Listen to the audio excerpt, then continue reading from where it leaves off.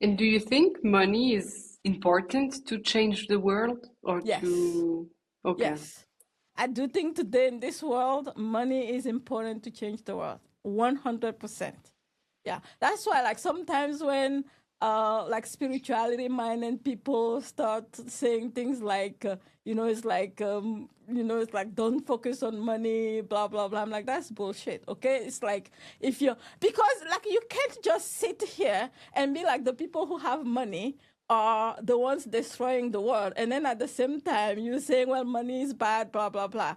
If you really do believe that you are such a good person, you should make the money and use the money to change the world. How having more money changed your life and your impact?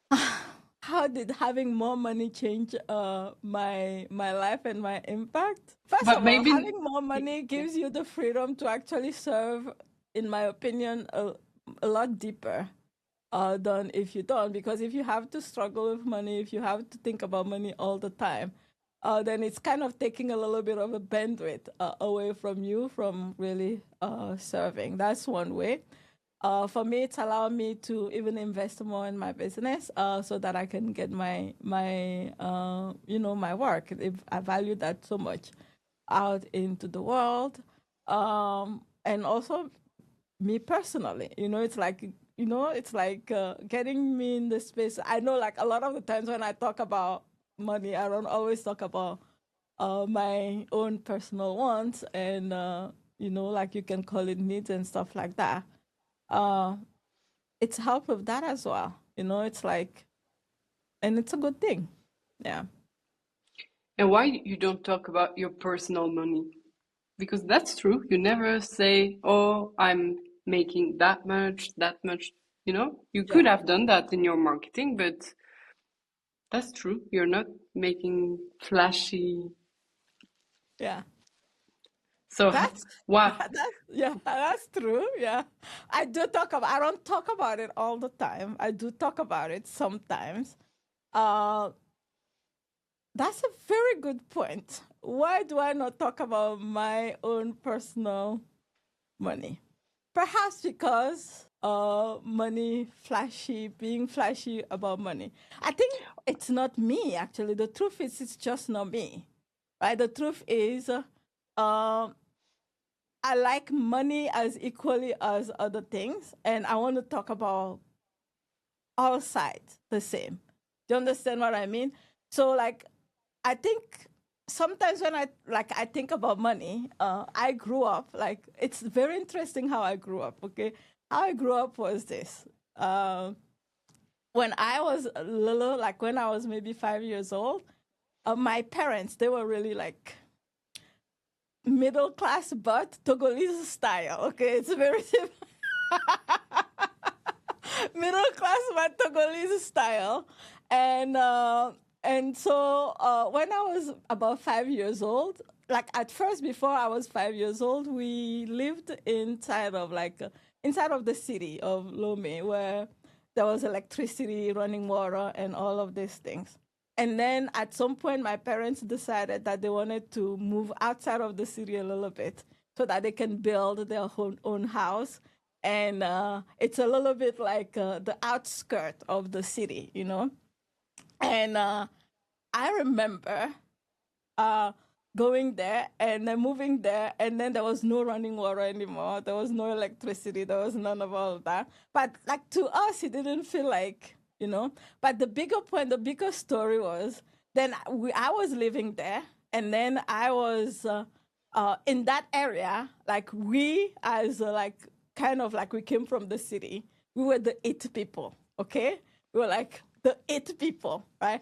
But then my parents really wanted us to go to like a good school. So they took us into town for going to middle school. I went to middle school into town.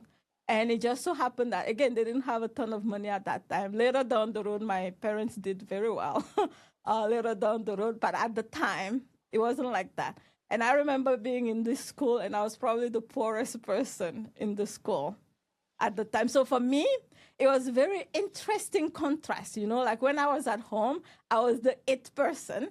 And then when I was like in school, I was the poorest person. Like I was like blah blah blah. And for me, what really marked me growing up was the fact that, and this is not true for everybody, but the fact that like it seemed to me that the people who had more money bullied other people who didn't, right? And even the grown-ups, like I think that's actually what, because I think it's depends. Like in developing countries, there's a huge gap between the haves and the not have, okay? And what I saw growing up was this idea, or this, it wasn't just an idea, I really saw this happening, where the people who had more money really treated the people who didn't in such a poor way, in such a bad way. Like I saw it. It wasn't that I made it up. It wasn't in the movies. And it broke my heart. It broke my heart. I remember this. I can remember really being in church. At the time, I used to go to church every Sunday. I remember kneeling down, like many, not just once, not just twice. I remember kneeling down in church one day, several times, and saying, God, please, when I grow up, do not give me too much money. I prayed. I did this prayer. Oh When my I God. grow up, please do not give me too much money, because what I see, it is not good. We're not- Now I can observe it. I actually can observe it. I can watch it, and I can be like, oh yeah, that's just the old pattern. Like I can watch it. I can be like, oh yeah, it does come back. And for me, it really became, and I remember, and then I created lots of patterns like that later down the road, because, and I didn't know, it was very unconscious, obviously. I didn't know that that's what I was doing, because like when I say like I didn't like money, it's because I associate that a lot with, okay, like really money. And it wasn't, for me, it wasn't just a story that I created in my mind. It was because I saw a lot of things like that happening. And I was like, no, if that's what money is, I want nothing to do with it. That's pretty much like in my little head as a teenager, as a young child. That's what I told myself, right? And and then time passed, and now it's a whole different story. I completely have a different view of money now. Money can be anything you want it to be.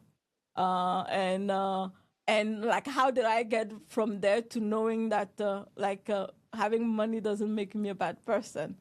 I feel like the more I connect to me, the more like it's like it has nothing to do with it, right?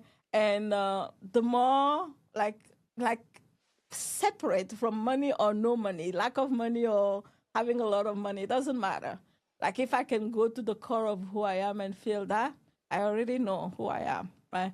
And it's like even the whole debate about being a good person and a bad person. What is that, anyways? It's like, what is it? What's a good person? What's a bad person? Yeah.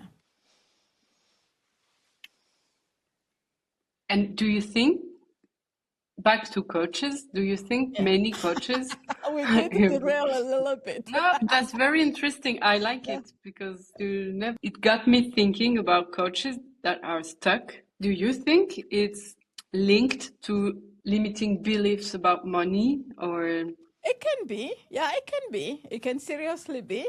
It can be a number it can be limiting beliefs about money. Like sometimes, like I had a client, this happened actually this week.